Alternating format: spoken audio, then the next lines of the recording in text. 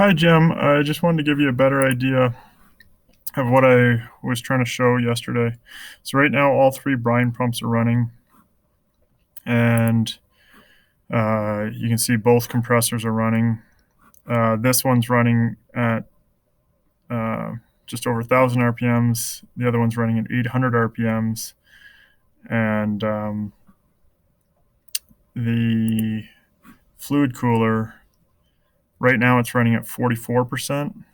A few minutes ago, it was just running at 24%, and the fan speed and therefore amp load um, will will change drastically. You can see it's changing as I'm recording this to 38, 28, and it's going to ramp up and down constantly. So the only way to really get an accurate reading of this would be to try and set this system up to actually calculate what our power use is. Um, the compressors are also going to ramp up and down a bit.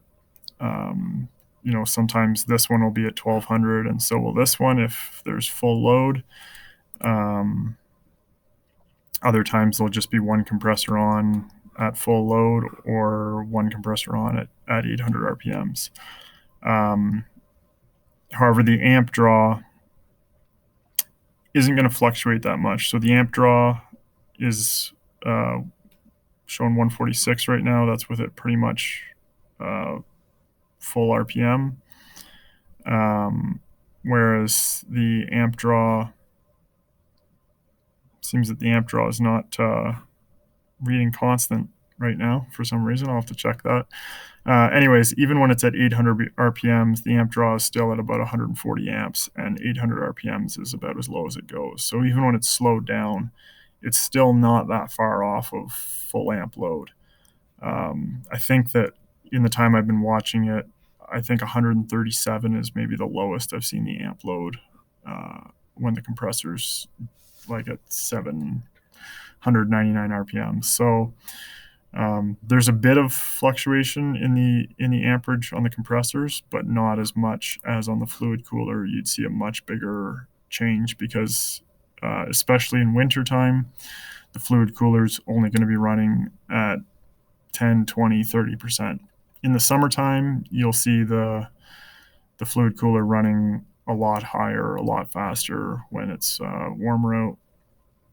And if needed, the fluid cooler will also put water on the outside here to help the cooling process. But that happens pretty rarely and just in the summer. So I hope that gives you a better understanding of why it's hard to pin down.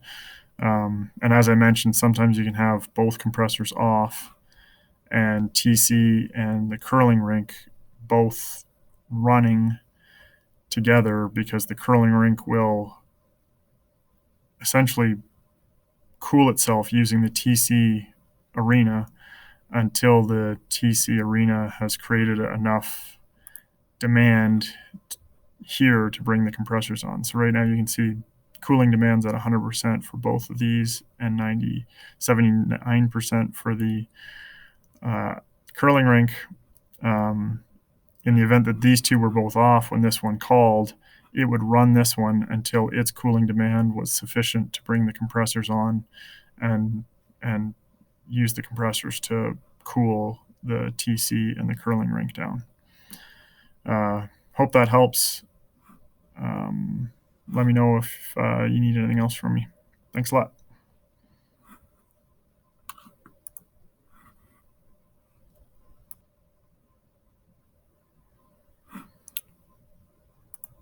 Sorry, Jim. I thought I'd also just mention, feel free to modify this as you feel the need.